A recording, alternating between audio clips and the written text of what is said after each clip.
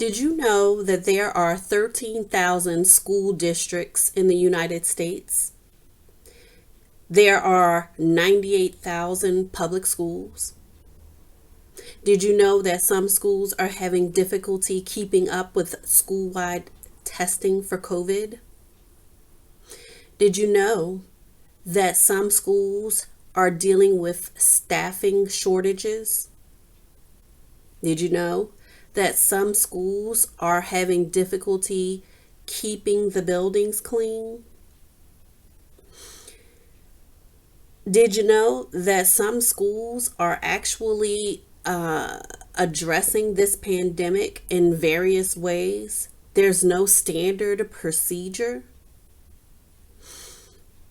Hello, everyone. I'm Kimberly Deneen with Education Noire. And today's video is all about the COVID-19 and Omicron surges that are happening in schools and what you may or may not have been hearing on the news. So let's get into the video.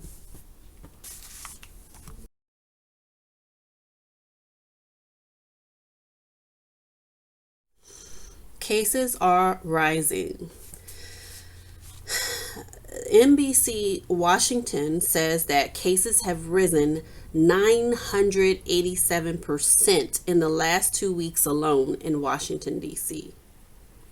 I've personally seen the effects of these surges at my school due to the low attendance in the last 2 weeks. So at my school, we had to continue through last week. Wednesday actually was our last day. So we had to go up into the 22nd. So on Monday at my school, we had maybe about 35 kids in the building. 35. Tuesday, we had 12 students in the building. And then on Wednesday, there were no students. And in addition to the low attendance for students, we also had drastically low attendance for staff. We had no custodians in the building on Tuesday because they all were out due to COVID. And we had, I would say, more than half of the staff out. So these surges are definitely affecting what we're seeing in the schools. According to Stacy Davis Gates, who is the current president of the Chicago Teachers Union, contact tracing efforts have been sluggish. These were her words. And most of the information that I am using is coming from the New York Times, as well as a newspaper called Grio, the Grio. I also agree with Miss Davis because I've received several emails and honestly, each day for the last 2 weeks, we have been receiving emails from our principal about new cases. And so I agree because I think the system for testing and close contacts, it seems a little ambiguous to me. I'm not really sure like what system they're using to determine what a close contact is. It's not clear. And I'm really wondering about the effectiveness of the system that they're using, because how can you truly determine who a student, and these are high school students that I teach, so how do you actually determine who that student was in close contact with when you weren't with that student throughout the school day? It seems to me the system that we're using to determine close contacts is simply looking at like what classes they went to that day, but that's not counting like the time in the hallway to get to the class. That's not counting the time in the hallway when they left the class, or the time that they were in the cafeteria. So I'm with her. I think the contact tracing is maybe sluggish, but also I'm not sure how accurate it is. So that's definitely a concern.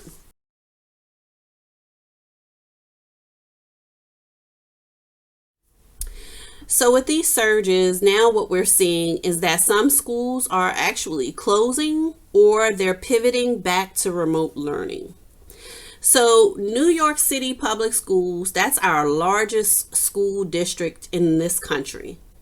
And they have actually closed, I know one elementary school closed, okay? And then they have more than five that have gone back to remote learning. In addition to this, there are 45 schools that are under investigation. So that means that they're trying to decide or determine whether that school should go on remote learning, close. They're still under investigation. In Washington D.C., there are three or more schools that have closed and gone back to remote learning due to these outbreak surges.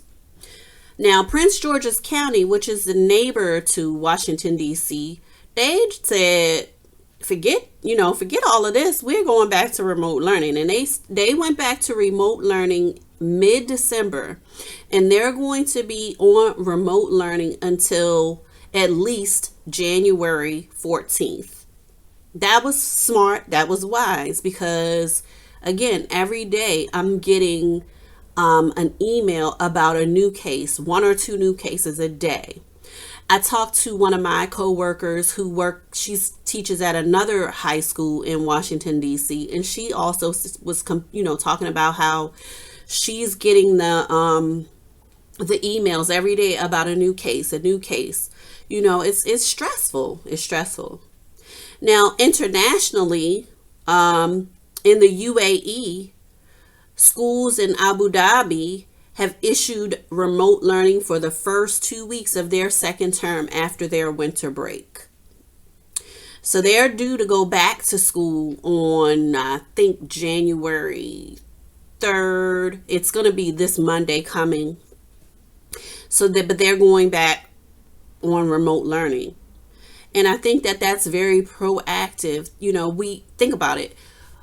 People have been gathering, right, for the holidays.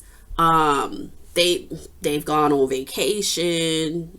Schools have been out for the UAE, they've been out for 3 weeks. We've been out for a few days now, but we've been out for about a week and a half. Some schools get 2 weeks. So, people are gathering. They've gone to, holiday celebrations and vacations. So I think that it's wise that they are going back to remote learning for 2 weeks to hopefully ensure the safety of a return in person. Now, on the higher education level, Howard University has delayed their return from break. They were supposed to return on January 3rd. However, they will not be opening until January 18th for the same reason. That's wise. That makes sense to me. The next thing is family concerns. Family concerns. Parents are concerned. I spoke to one parent, I believe it was Tuesday of last week. And she talked to me about her concern about sending her son to school and that she decided to keep him home. And I understand her concern. They get the same emails that we've been getting about all these new cases. There are even some school leaders who are concerned. An unnamed assistant principal in the New York City area, stated that they kept their student home. They were not sending their child to school with all of these surges.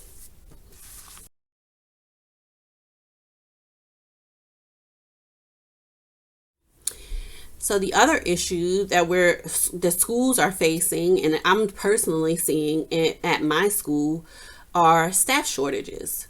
Now, I think that there is some wisdom being used in that I don't think schools want a bunch of different people in and out of the building due to contact tracing. So I understand why we generally have not been using substitutes, because then you would have a new person or a different person in the building, and then that person could bring the virus with them, or just having to deal with new people in the building. I understand that. However, school districts have also said that they are, there's a shortage in substitute teachers, right? But there's also a shortage of bus drivers. So in the neighboring county for us, where I work, is Prince George's County. And they started off the school year with bus driver shortages. And it was drastic because actually one of my coworkers, she needed her mom to come from North Carolina and stay with her because the buses were not coming. Like, she would have her, she would wait out there with her son for the bus, and the bus would never show. And it's because they do not have enough bus drivers to get around to all the routes. So that's a huge issue. They're also saying that there are issues with enough staff to administer the rapid tests, school wide. That's an issue. And I'm not sure that that's an issue at our school. But as far as testing is concerned, we generally do that. It's random classes, and it's I'm not really sure exactly when it's supposed to be done. I know it hasn't been done every week, and I'm not sure if that's because of lack of staff to administer the tests. However, I'm seeing that that's the case in some school districts. And my school personally has been coping with staff shortages all year. So we were without a science teacher for a good part of the year. We definitely have some staffing issues at my personal school. That's an issue. The Chicago Teachers Union president also stated, at what number do you say it's unsafe for people to be in the building? Yes, that's an issue. At some point, it's unsafe if you do not have enough adult staff to supervise the number of students. That's definitely an issue. And I saw that because our attendance started dwindling 2 weeks prior to the Christmas break. And again, that's about when the surges started to happen. And I'm sure some teachers are just concerned about bringing the virus home to their families. So some staff just stopped coming to work. They were calling out. So that's an issue. So at what point do we say, okay, it's not enough adults here for this many students. We need to close the building. We need to, at what point does that happen? And that was this teachers union, the president of this teachers union, that was her question. So it's an issue.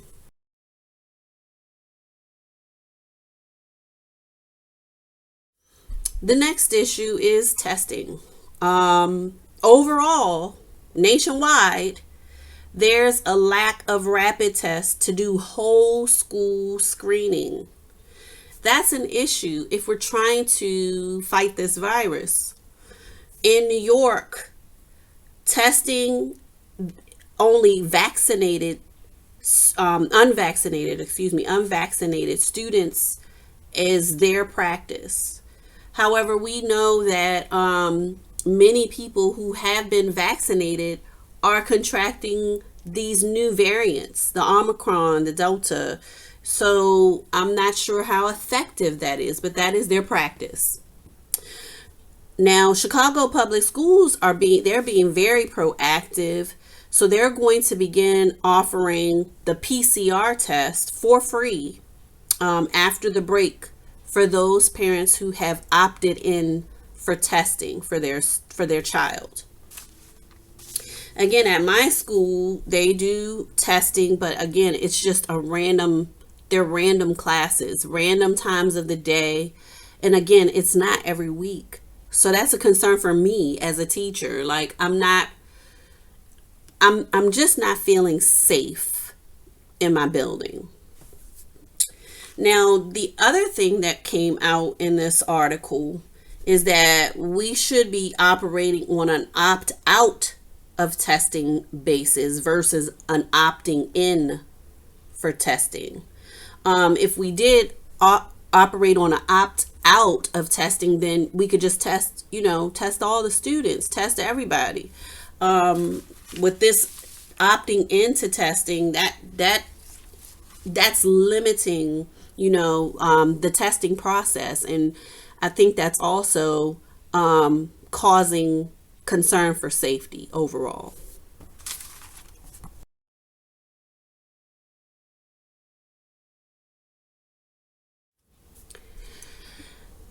And that brings me back to teacher concerns.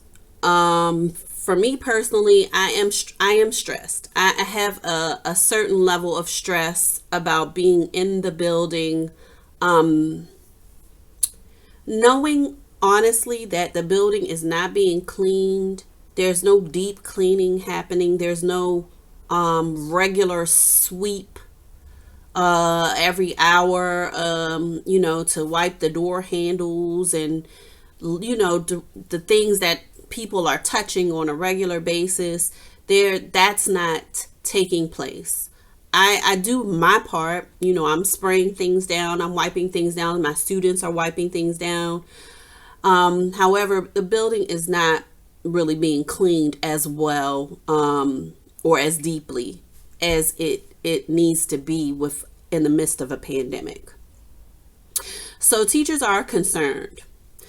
And teachers at Millennium Brooklyn High School in New York City signed an open letter for in-school testing for close contacts and random testing for staff and students. And I think that this is a very serious ask, and I think that this should be a standard procedure for all schools. I totally agree with this.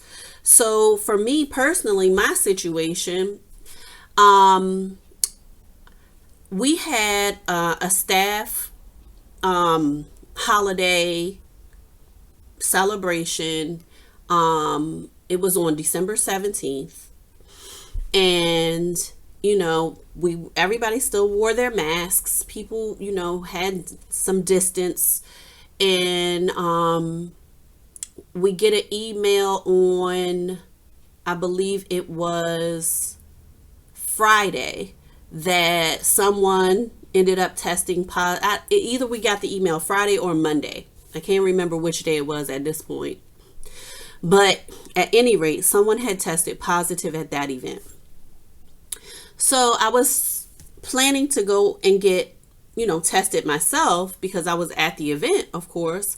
And I couldn't find anywhere, I was on my computer trying to find somewhere to set an appointment to get tested. And everywhere between Washington, D.C. and Baltimore, there were no appointments. And I checked the big three, the CVS, the Rite Aid, the Walgreens, and no one had any appointments. So I was like, okay, well, I'm going to continue to monitor myself, but I will find somewhere to go and get tested. So I go to work on Monday go to work on Monday. I only actually have one student, right? The whole day. So one student in my first period. And I didn't have any more students attend class that day because I told you the attendance was so low. So I ended up having a couple of other teacher students come to my room, and they did because they didn't know where to go because their teacher was not present. So I said, well, you all can stay in here, and I only had one student, so we watched The Grinch, right? So that was Monday. So Tuesday, I come to work. I don't have any students on Tuesday. There are only 12 students in the building in total, right? And so no students came to class. And I opened up my email, and lo and behold, one of the students who was in my class on Monday ended up testing positive. So now I gotta find a place to go get tested, right? So after I left work Tuesday, actually I left work early. I try to find a place to go get tested. Everywhere that I go, the line is wrapped around the building, right? Because everybody's trying to get tested. Didn't realize it was going to be like that, but everybody's trying to get tested. And then when I look up at the door on I went to two different places, and neither one of them said they were taking any new patients. They were like, we're not taking any more patients today. So I decided I need to get tested, right? Because I'm considered a close contact now at this point. So I don't go to work on Wednesday, and then I get up early, because I know two facilities open at 8. So I'm up, I'm out of the house by 7:45. I get to the first facility, and the building the line is wrapped around the building, and people are continuing to go into the parking lot. So I was like, okay, well, let me try this other place. So I go to the other place, and the line is not as long, so I go ahead and I stay. I'm there from 8:15, and finally I get my testing and all that done by it's almost noon. So it took that long. Thank God I was negative. Everything was fine. But this is the life of a teacher right now in the midst of this pandemic and with these surges, right? So if we had in-school testing, right, for close contacts, then I would have been able to do it at school. So I think this should be a procedure for all schools right now. And then another teacher at my school, and his name is Julian Spires. He's our music and drama teacher.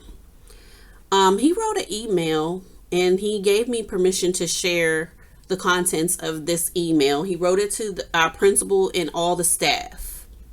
So I'm sharing this with his permission. I'm gonna put my glasses on because my writing is a little smaller on here, and I do have notes. So his letter stated that this is largely unacceptable for the building to still be open, period, with no custodial staff or deep cleaning, one day left or not. Even the chancellor's directive for us to return does not speak to our need for a deep cleaning. And what he's speaking of is the chancellor has added 2 days to our non-instructional days. So we do not return on January 3rd, but we're supposed to return on January 5th, and we need to have a negative test result in order to return. So that's what he's talking about. So he says we need a deep cleaning and a reimagining of cleaning and COVID protocols. I am concerned with the unfolding of the rest of our year together if we continue like this. And I'm I share in his concern. He has two young children. He has a toddler, and he has like an infant that I think the baby was born just a couple of months ago. So I don't think the baby is more than 3 months old. So I share in his concern. It's really serious.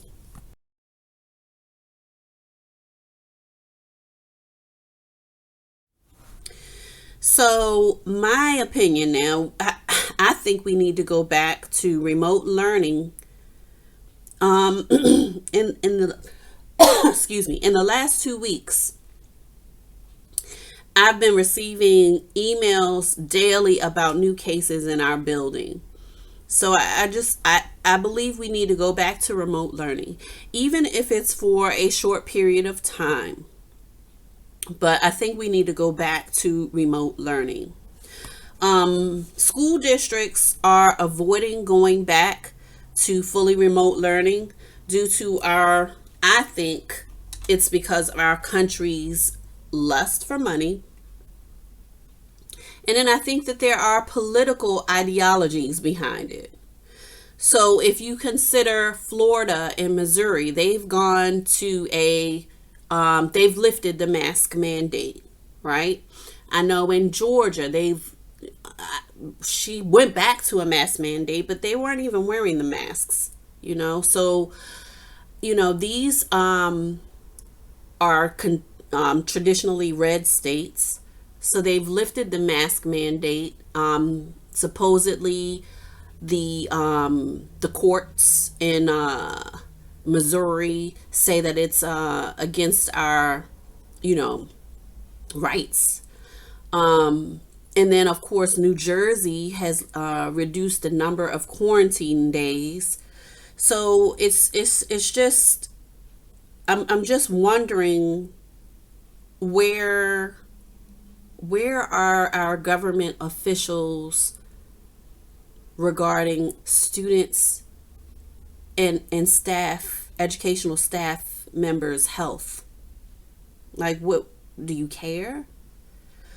So that's a concern for me. That's a concern because your politics should not be your ideologies, political ideologies should not be at the expense of students' health and educational staff members' health. And then I just want to say this time around during these surges that I actually know more people who have contracted the virus than at the onset of this pandemic. And that's definitely concerning. It's concerning. It's been concerning since the start. I just feel like it's even more concerning now. So, just to wrap things up,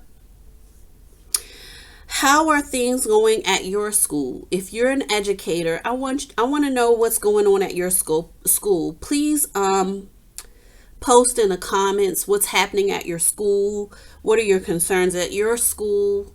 If you're a parent, what's happening at your child's school? Please post in the comments. I'm really eager to hear what's happening and what people are dealing with around the country.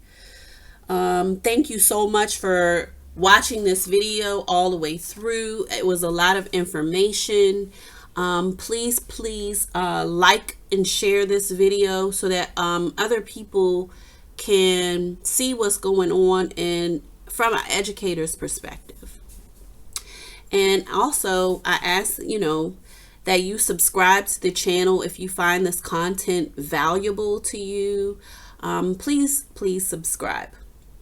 Thank you for watching. Until next time.